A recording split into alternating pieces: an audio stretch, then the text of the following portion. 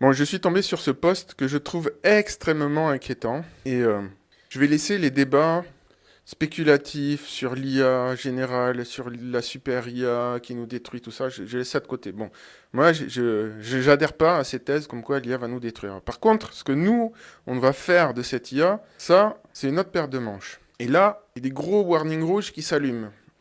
Et encore une fois, au cœur de tout ça, il y a Sam Altman. Alors, je veux pas en faire un méchant de film genre Palpatine, mais bon, quand même, je trouve qu'il cumule un peu des choses, dirons-nous, un peu sulfureuses.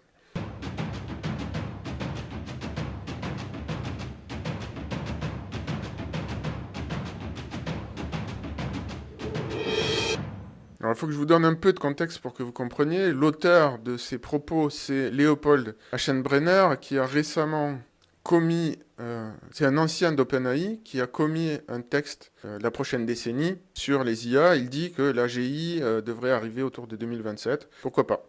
Bon, l'AGI, bon, ça dépend les définitions. Pour moi, GPT-4o, c'est déjà de l'AGI, mais on va dire que l'AGI, c'est l'IA qui sait raisonner comme un humain. Je simplifie, et je rappelle, la SI, la super intelligence, c'est l'IA qui est supérieure à tous les humains dans tous les domaines. Juste pour situer. Donc là, on parle de l'AGI. Moi, ma définition, elle est autre, mais bon, admettons pour simplifier. Donc, qu'est-ce qu'il nous raconte, ce Léopold? Donc, dans l'interview, il dit que OpenAI, le leadership d'OpenAI, donc Sam Altman, sans le nommer, avait couché un plan pour financer et vendre l'AGI en commençant une guerre d'enchères entre les gouvernements des États-Unis, de la Chine et de la Russie. Alors là, moi, je sais pas ce que vous en pensez, mais là, moi, j'ai tous les voyants rouges qui s'allument, hein. Donc en fait, il y a pas mal d'articles qui sortent en ce moment sur Sam Altman, sur ses manœuvres un peu troublées et tout. Et bon, ben, ça converge en fait pour dire que c'est quelqu'un qui est... Alors certains, ils disent assoiffé d'argent, mais en fait, c'est assoiffé de pouvoir. C'est encore plus dangereux. Je pense que l'argent, il s'en moque. Enfin, c'est un moyen pour lui. Bon, là, c'est moi qui parle. Je sais pas, je spécule, je suis pas dans sa tête, mais il y a quand même pas mal d'indices convergents. Notamment ce genre de manœuvre. Et la dernière fois, je vous ai fait une vidéo où j'expliquais que Sam Altman avait menti à ses employés, à ses collaborateurs, à ses associés. Et entre-temps, j'ai appris une petite chose, parce que, évidemment, quand vous mentez, vous prenez le risque d'être découvert. Et lui, il s'en foutait d'être découvert. Et ça, c'est très étrange. C'est à la limite de la sociopathie. On se moque des codes sociaux. Et en fait, il y a une explication.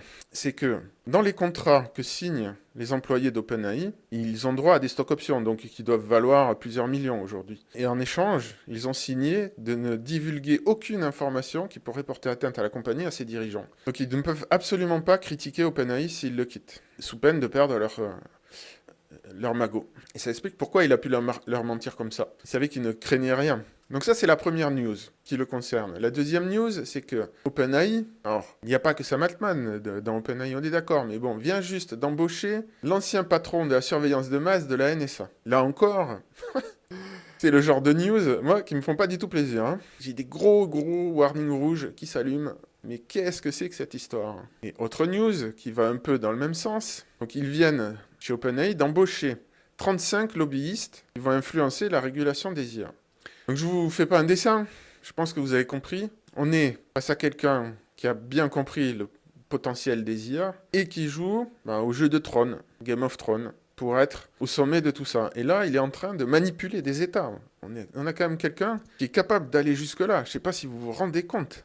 Mettez-vous à la place de quelqu'un, là, vous êtes en train d'élaborer votre stratégie pour votre entreprise, et puis vous dites, bon, ben en fait, là, on va manipuler les États-Unis.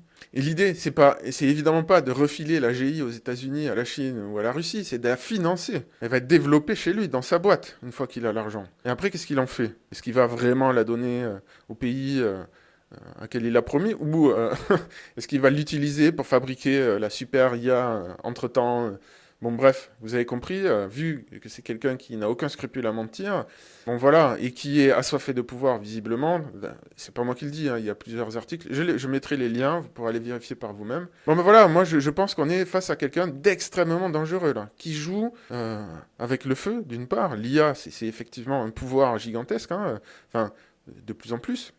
L'IA est déjà capable de manipuler les gens aujourd'hui. Et cette capacité ne va faire qu'augmenter. Donc on peut utiliser cette capacité pour enlever les addictions des gens, par exemple. On n'est pas obligé de l'utiliser pour des objectifs malveillants.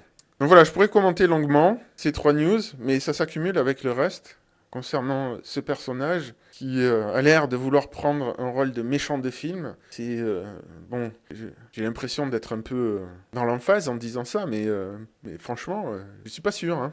Et derrière, il y a aussi le danger de l'IA dans les mains des gouvernements qui pourraient utiliser l'IA pour nous mettre une camisole numérique. Parce que l'IA est capable de traiter des masses d'informations, donc elle est tout à fait capable de prendre le contrôle d'un pays, de contrôler des personnes individuellement, mais aussi de contrôler des mouvements sociaux. En tout cas, la super IA, elle pourra faire ça. Et peut-être que l'AGI, l'IA générale, elle pourra le faire aussi, dans une moindre mesure. Et même aujourd'hui, l'IA telle qu'elle est aujourd'hui doit pouvoir déjà faire ça s'il y a des personnes derrière qui la pilotent.